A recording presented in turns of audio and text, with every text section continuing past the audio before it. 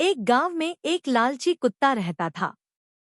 वह गांव में घूम घूम कर खाने की तलाश करता था।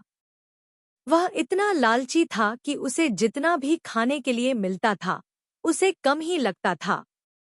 गांव के दूसरे कुत्तों के साथ पहले उसकी अच्छी दोस्ती थी, लेकिन उसकी इस आदत की वजह से सभी उससे दूर रहने लगे। लेकिन उसे कोई फर्क नहीं पड़ा, उसे सिर्फ अपने भोजन से मतलब था। कोई न कोई आते जाते उसे खाने के लिए कुछ न कुछ दे ही देता था। उसे जो खाने को मिलता उसे वो अकेले ही चट कर जाता। एक दिन उसे कहीं से एक हड्डी मिल गई। हड्डी को देखकर उसकी खुशी का ठिकाना न रहा। उसने सोचा कि इसका आनंद तो अकेले ही लेना चाहिए। यह सोचकर वो गांव से जंगल की ओर जाने लगा। रास्ते में वह पुल के ऊपर से नदी पार कर रहा था। तभी उसकी नजर नीचे नदी के ठहरे हुए पानी पर पड़ी।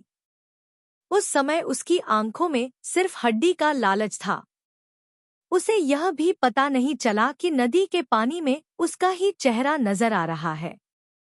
उसे लगा कि नीचे भी कोई कुत्ता है जिसके पास एक और हड्डी है।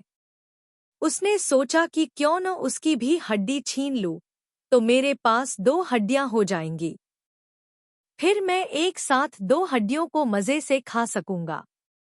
ऐसा सोचकर वह जैसे ही पानी में कूदा, उसके मुंह से हड्डी सीधे नदी में जा गिरी। मुंह से छुटकर हड्डी के पानी में गिरते ही कुत्ते को होश आया और उसे अपने किए पर पछतावा हुआ। इस कहानी से हमें यह सीख मिलती है कि हमें कभी भी लालच नहीं करना चाहिए। लालच करने से हमारा ही नुकसान होता है।